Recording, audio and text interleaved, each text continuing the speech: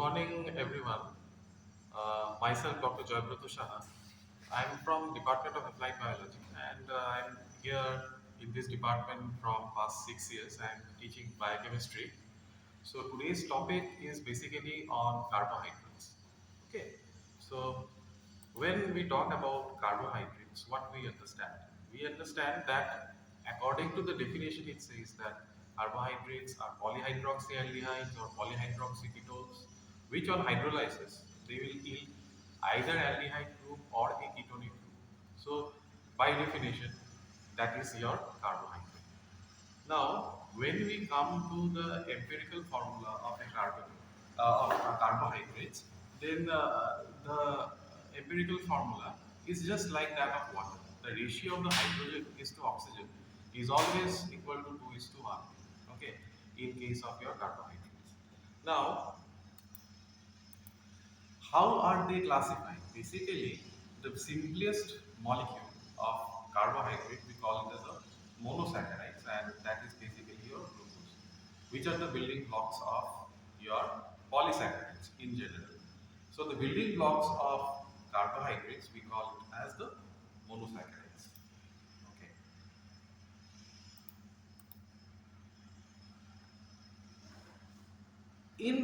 In carbohydrates, one more thing which we have to remember is that they have two functional groups, either or.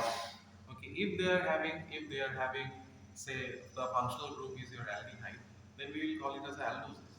And if it is having a ketonic group as a functional group, then we will call it as a ketones. Okay, so this is based, the classification is basically based on the presence or the absence of your functional group, either aldehyde or ketone. Now, the example of an aldose and is basically your ribose or glucose. And an example of your ketoses, okay, they are basically your ribose.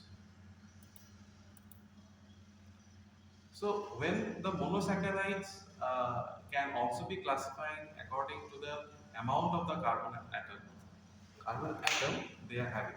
So if the monosaccharide is having three, then we will call it as a trioses.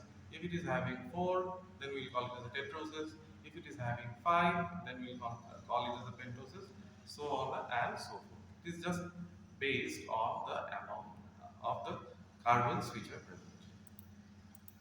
Now, when it comes into your metabolites, trioses are very important because we find trioses as one of the major component in your uh, glycolytic pathway.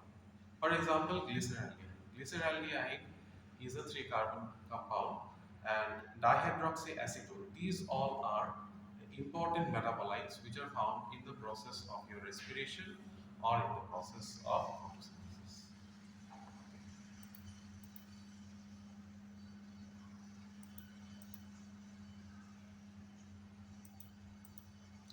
Now, coming to the physical property of monosaccharides, what are the physical properties? The monosaccharides, the physical properties, they are basically soluble in water. They have a sweet taste, and after dissolving in water, monosaccharides can move across the plasma membrane. That is one of the very important. That is one of the very important property of your monosaccharides. And after dissolving in water, the water potential, the water potential of a water body generally is decreased once you are adding a monosaccharide, say for example glucose. Okay. Now, when we drop a one more important information is that after dropping into the water, the monosaccharides will coil up and form pentagon rings or hexagon rings. If it is a pentagon ring, then we will call it as a fura, and if it is having a hexagonal structure, then we will call it as a pidal. The sugar, for example, if it is having furan, then we will call it as a furanose. And if it is having pyran structure, then we will call it as a pyranose structure. So these are the two basic structures in the hexagonal and the pentagonal structures. Now, how does these biomolecules they attach themselves? They basically attach themselves by glycosidic linkages. So glycosidic linkages will be formed in between the two monosaccharide units, and that will basically lead to the condensation of the carbohydrate, and after that there will be a bond. These bond can be called as alpha or beta. Okay. Now there are certain optical properties of these carbohydrates. So what we understand by an optical property? From the optical property, we can understand that there is something which is related to light. Yes, you are correct. When we just pass a plane of polarized light through a carbohydrate, okay, polarized light, and if it is deviating towards the right, then we will call it as a dextrorotatory, and if it is deviating the light towards the left, then we will call it as a levorotatory. These are the very important character of optical property of your carbohydrate. Now this optical property is basically happens mainly due to the presence of your asymmetric carbon. So asymmetric carbon, why do we call this an asymmetric carbon?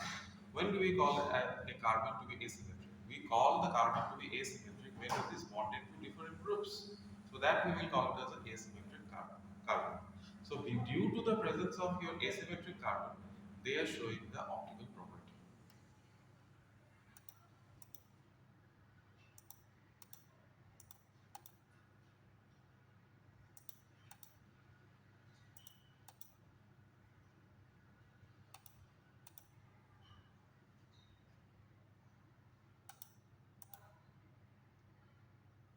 Now, based on the reducing power of your carbohydrates, basically, they are also classified as reducing sugar or non-reducing sugar. Now, if it is forming, if it is reacting basically with your copper-containing salt, then we will call it as we will call it as reducing sugar. And if it is cannot, then we will call it as a non-reducing sugar. And it will not form a brick red precipitate on addition and heating with that reagent. Generally, the copper containing reagent which we use for distinguishing is your Benedict's reagent. And one more thing very important is all monosaccharides are reducing sugars. This is a very important. Now the test to determine the reducing property of a carbohydrate, they are your Benedict's test, Felling's test. Okay. Next, coming to disaccharides. Now what are disaccharides? Disaccharides are basically two monosaccharides when they condense together with each other, then we will call it as a disaccharide. In other terminology, we can say that it is a dimer. So dimer is basically the formation of the of two two monosaccharide units when they join together, then we will call it as a disaccharides. Okay. Now, in this process, one molecule, as I have told you, that one molecule of water can be removed, and this will lead to condensation and finally glycosidic linkages. Now, there are two types of glycosidic linkages. One we call it as alpha glycosidic linkages, and other we call it as a beta glycosidic linkages. Okay.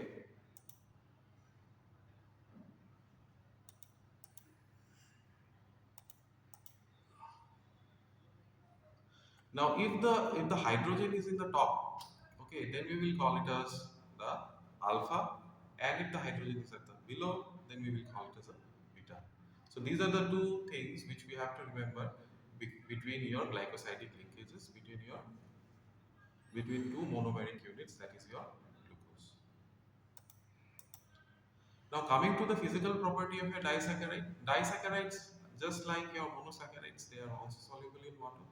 They give a sweet taste, and after dissolving in water, disaccharide cannot move across the plasma membrane of the cell. So after dissolving in water, disaccharide just like your monosaccharides will also lower the water potential of the water body. And one more interesting fact about your disaccharide is that all disaccharides are optically active. Okay, that is, they can rotate the plane of polarized light either to right or to the left.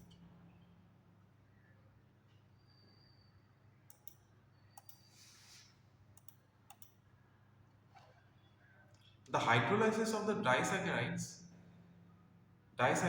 basically can be attained by either the addition of strong acids or corresponding enzymes. For example, if you want to break maltose, one molecule of maltose, then you have to use an enzyme called maltase. Now, if you are using maltase, then you will form two glucose units. If you are breaking, say, one molecule of sucrose and you are putting sucrase, then you will get one molecule of glucose and one molecule of fructose. One molecule of lactose, if you want to dissolve and you are using one lactase enzyme, then you will get one molecule of glucose and one molecule of galactose. Now the next important topic is your polysaccharides. Now what is polysaccharides? As I have told that they are just a link of your monosaccharide units. Many monosaccharide units, when they join together, then we call it as a polysaccharides. Now, an example of your monosaccharides, or your polysaccharides, these are your starch, glycogen, cellulose, amylose, etc. One very exceptional thing we have to understand is that inulin is a polysaccharide which is basically soluble in water. Okay, but generally polysaccharides, they are insoluble in water.